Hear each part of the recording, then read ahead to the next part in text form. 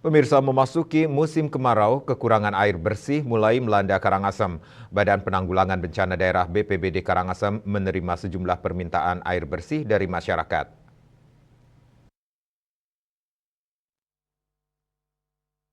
Kepala Pelaksana Kalaksa BPBD Kabupaten Karangasem Ida Bagus Ketut Arimbawo mengatakan pihaknya mulai melakukan pendistribusian air bersih ke warga terdampak kekeringan saat musim kemarau. Permohonan itu datang dari wilayah Kecamatan Kubo. Pada Jumat didistribusikan air ke Banjardinas Boyo, Desa Ban, Kecamatan Kubo. Total pendistribusian air bersih sebanyak 5.000 liter untuk 30 KK.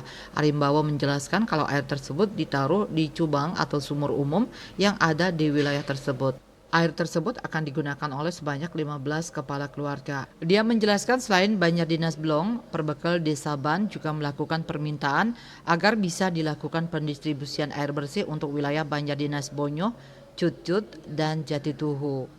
Eka Parananda, Bali Post melaporkan.